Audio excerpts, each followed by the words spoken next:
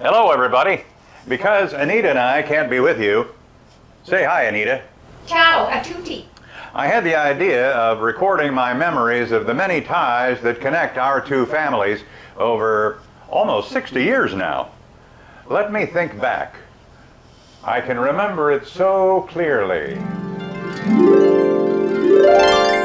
The year is 1967. I graduated from Canfield High School and went off to Ohio University in Athens, Ohio.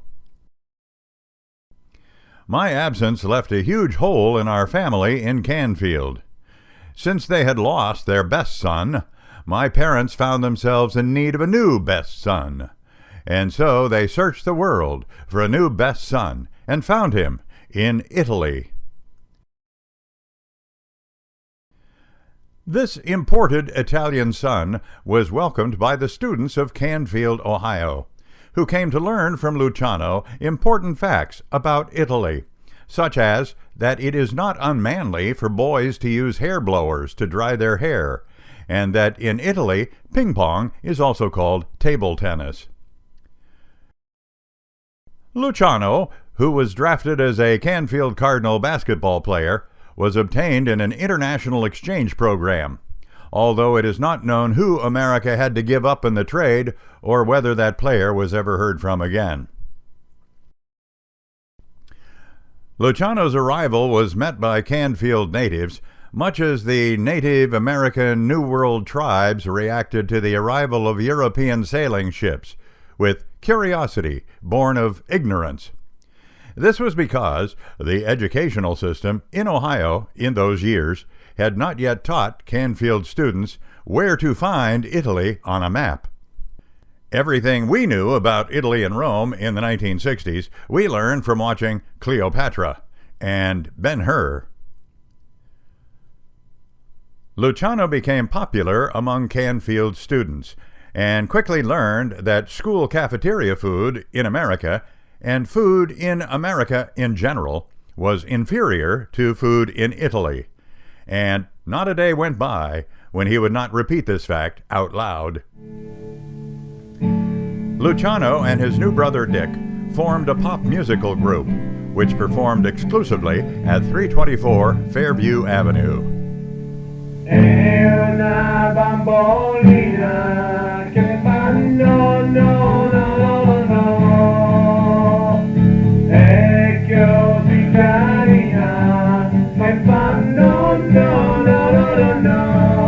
And for the next year, 324 Fairview Avenue would be this imported Italian's home.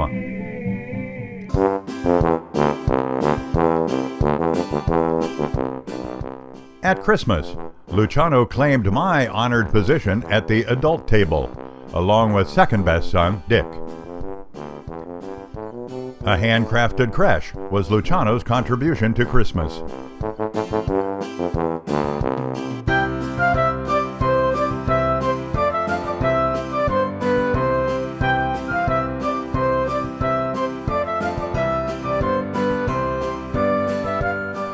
He learned our holiday customs of giving peculiar gifts that would soon be disposed of into a dumping ground landfill.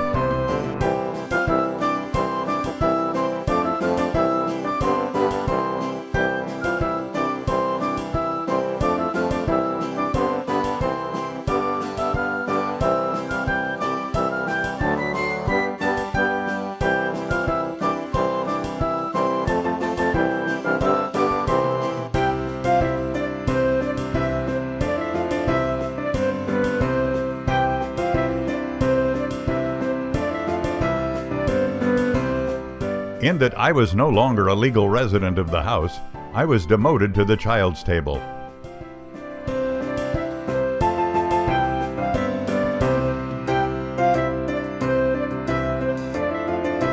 Luciano's fame spread within the family as he was proudly included in Mom's Christmas letter.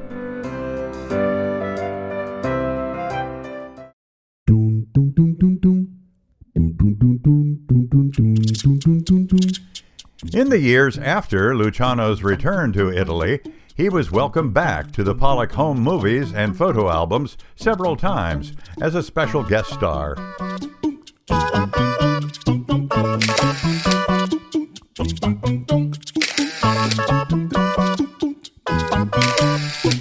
He was shown the many historic old buildings in Washington, D.C. and colonial Williamsburg.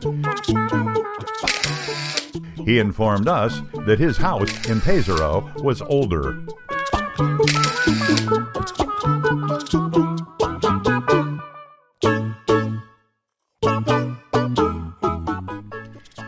And we filmed his travels to Atlanta, which was another outpost of relatives.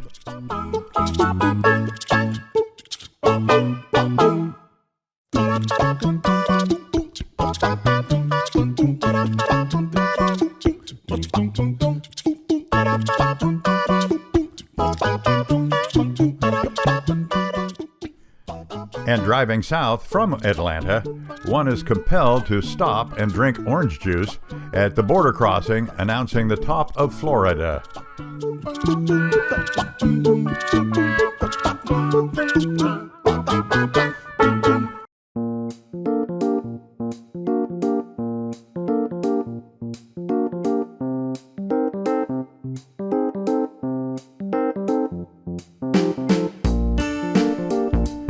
Continuing the family road trip south, we arrived at the Magic Kingdom, which is a city-state within the United States, like the Vatican.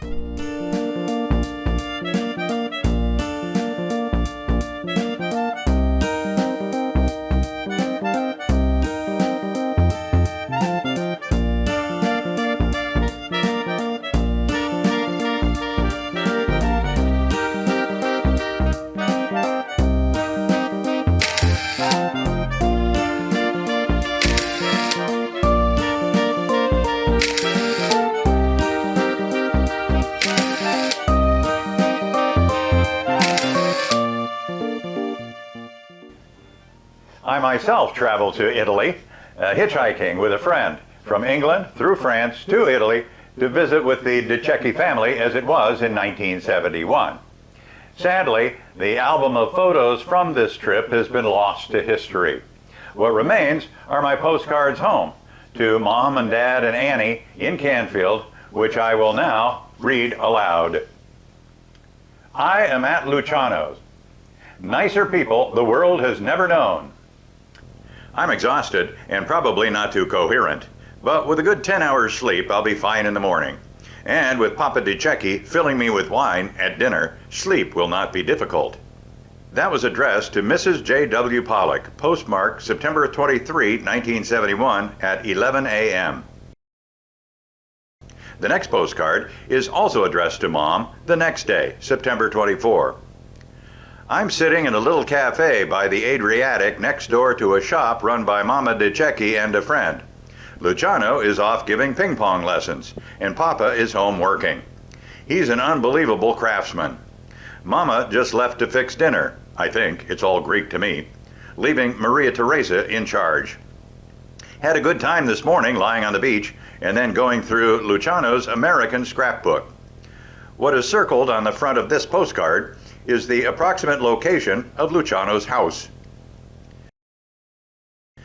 The next postcard to Miss Ann Pollock, September 26, 1971.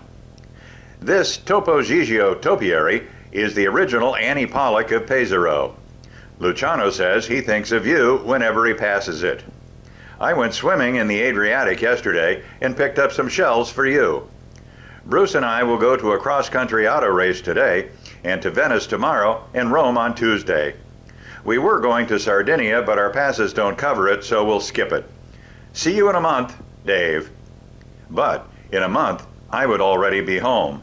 Our travels cut short.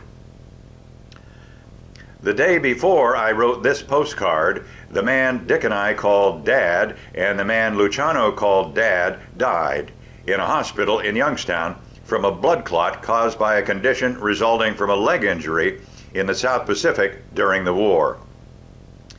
He was a supervisor in the engine room of the cruiser USS Birmingham. On the day of the injury, Dad was in the engine room as the Birmingham poured water on the USS Princeton aircraft carrier, which had been hit by a bomb dropped by a Japanese plane. When the fire caused the Princeton to explode, many on the Birmingham were killed, and Dad was thrown against a metal staircase, causing the leg wound.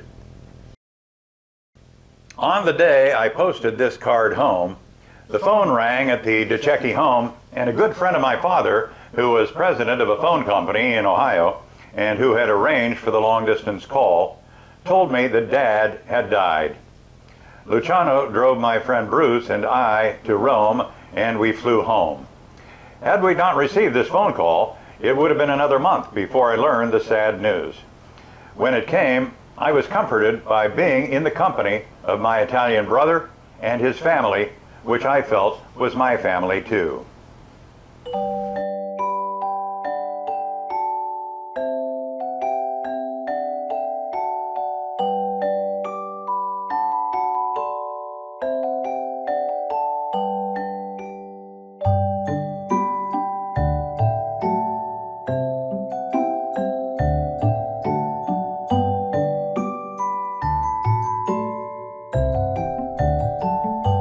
My visit to Pesaro was cut short, but happily, in later years, others of my family visited Luciano and his growing family as he married the girl he was dating when I was there, and his original family of Father Elio, Mother Wanda, and Sister Maria Teresa grew, with the addition of Miranda, Valentina, and Laura.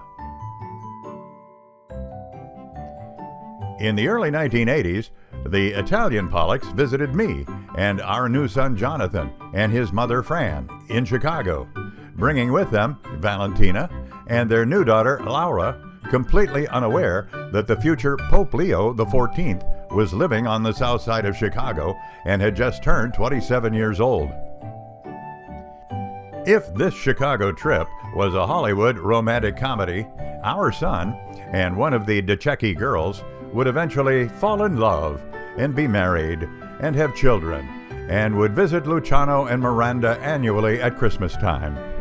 But life is not a romantic comedy, and so Luciano and Miranda had to obtain their grandchildren in another way.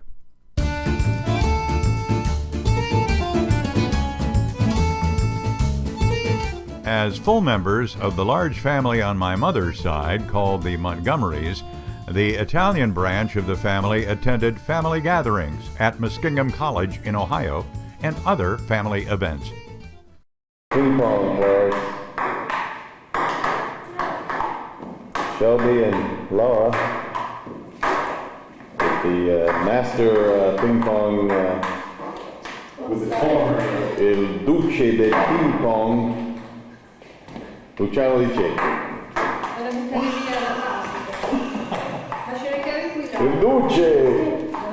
Brother Dick visited the Di Cecchis with his own wife, Mary Jo, and daughters Shenley and Shelby. Okay, we're off to do a little grocery shopping, and actually Luciano's house is just over the hill over there. That hillside right there, on the other side of that hill is Luciano's neighborhood, over these houses here. And here we are at the famous co-op. And they're getting ready for posting all the signs and the symbols for the new election.